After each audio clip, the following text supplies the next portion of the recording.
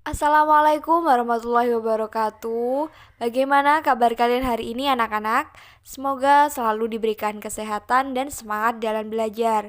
Masih bersama saya di pembelajaran biologi kelas 11 MIPA 4 di SMAN 1 Kalidawir. Pada kesempatan kali ini kita akan mempelajari mengenai otot dan juga mekanisme gerak. Tujuan pembelajaran kita hari ini sebagai berikut. Otot merupakan salah satu penyusun sistem organ, dalam hal ini adalah sistem gerak. Nah, kalian penasaran nggak saat kita bergerak dan saat otot kita tidak digerakkan, sebenarnya apa yang terjadi pada otot? Nah, biar nggak penasaran lagi, yuk langsung saja kita simak materinya berikut ini. Otot merupakan alat gerak aktif. Kenapa? Karena otot ini memiliki 3 kemampuan spesifik. Yang pertama, kemampuan untuk berkontraksi yang dinamakan kontratibilitas.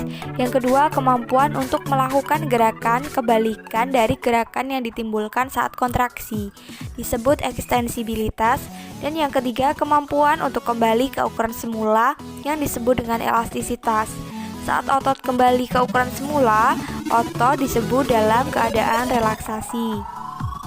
Berdasarkan bentuk morfologi, sistem kerja dan lokasinya di dalam tubuh, otot dibedakan menjadi 3 jenis.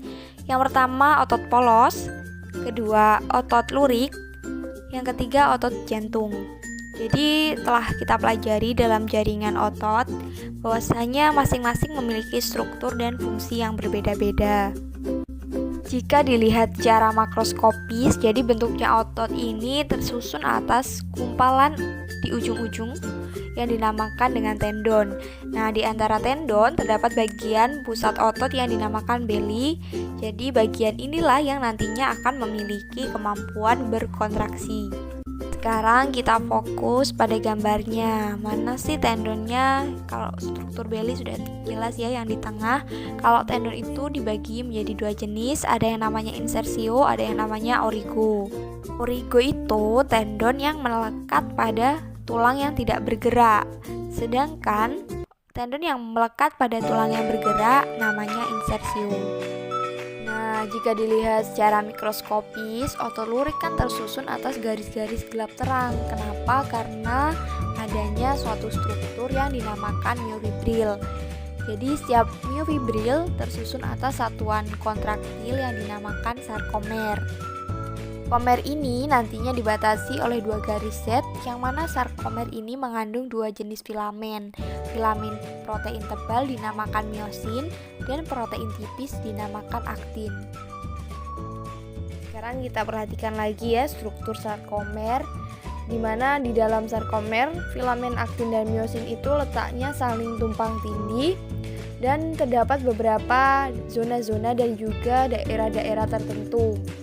Jadi ada yang namanya pita A, yaitu daerah gelap pada sarkomer yang mengandung aktin dan miosin. Kemudian ada zona H, yaitu bagian di pita A yang hanya mengandung miosin, letaknya di bagian tengah. Kemudian ada pita I, yaitu daerah di ujung sarkomer yang hanya mengandung aktin, yang mana dia merupakan daerah terang. Bagaimana sebenarnya mekanisme kerja dari otot itu sendiri? Jadi ketika otot mendapatkan rangsangan, maka asetilkolin dalam otot akan membebaskan ion kalsium yang nanti merangsang terbentuknya aktomiosin sehingga otot akan berkontraksi. Jika sudah tidak ada rangsangan, maka ion kalsium akan direabsorpsi. Akibatnya konsentrasi ion kalsium akan berkurang dan ikatan aktin dan miosin akan terlepas sehingga otot akan mengalami relaksasi. Kalau ingin dilihat lebih rinci lagi, gambarannya seperti ini. Ketika rangsangan itu datang, maka ion Ca2+ akan masuk dan merangsang asetilkolin untuk dibebaskan dari terminal akson. Kemudian si asetilkolin ini akan memfasilitasi Na+ untuk masuk dan rangsangan akan berjalan sepanjang tubulus T. Nah, rangsangan ini kemudian akan membuat retikulum sarkoplasma yang merupakan gudangnya Ca2+ akan melepaskan ion Ca2+. Ion Ca2+ ini kemudian akan berikatan dengan troponin.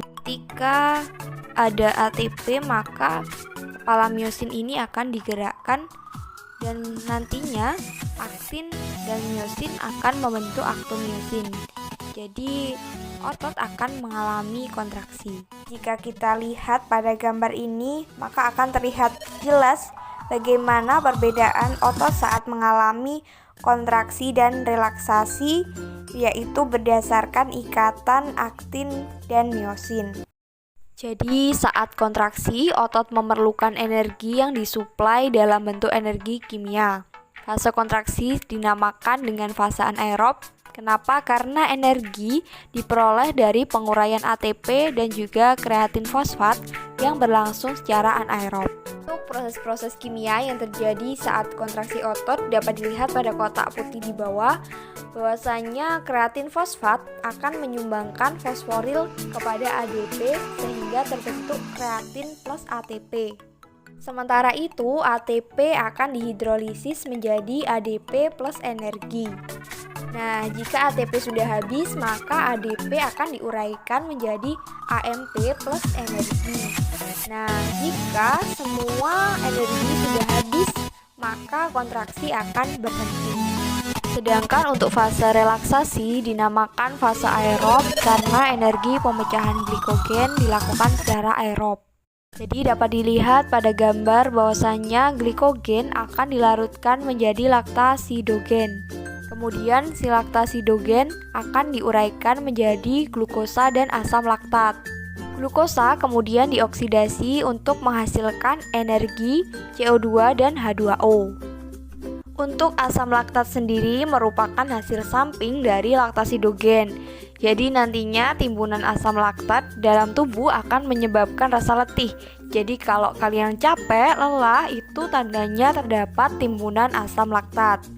Nah, asam laktat yang menumpuk pada sel otot nantinya akan dibawa oleh darah menuju ke hati untuk diubah menjadi glukosa dan kemudian menjadi glikogen. Berdasarkan sifat geraknya, otot sendiri dibedakan menjadi dua, yaitu otot sinergis dan juga otot antagonis. Otot sinergis merupakan otot yang bekerja sama untuk mencapai tujuan yang sama, sedangkan otot antagonis merupakan pasangan otot yang bekerja secara berlawanan. Kerja otot antagonis sendiri menghasilkan jenis-jenis gerakan yang berlawanan, diantaranya abduksi dan adduksi, depresi dan elevasi, supinasi dan pronasi, ekstensi dan fleksi, dan inversi dan eversi. Jadi gangguan dan kelainan pada tulang dibedakan menjadi 5. Yang pertama, gangguan mekanis, yaitu gangguan pada tulang akibat jatuh ataupun benturan dengan benda keras. Contohnya fisura atau retak tulang dan fraktura atau patah tulang. Yang kedua merupakan gangguan fisiologis, yaitu gangguan akibat adanya kelainan. Contohnya hidrosepalus, osteoporosis atau pengeroposan tulang, dan rakitis, yaitu kurangnya vitamin D. Yang ketiga yaitu akibat kesalahan sikap. Contohnya sikap duduk yang salah akan mengakibatkan berbagai kelainan, diantaranya lordosis, kifosis, dan skoliosis. Yang keempat yaitu gangguan persendian, diantaranya dislokasi, yaitu sendi yang bergeser dari kedudukan semula, dan terkilir atau kesleo, yaitu tertariknya ligamen akibat gerakan yang mendadak. Yang terakhir kelima adalah infeksi sendi, yaitu kelainan tulang akibat infeksi. Contohnya artritis sika, yaitu peradangan sendi sehingga sendi menjadi kering. Kemudian beberapa kuman seperti sifilis dan TBC juga dapat menyebabkan infeksi pada sendi. Sedangkan beberapa kelainan atau gangguan pada sistem gerak adalah berikut ini.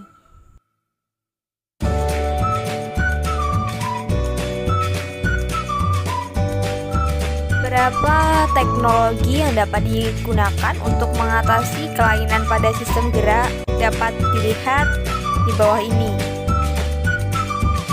Terima kasih telah menyaksikan video ini.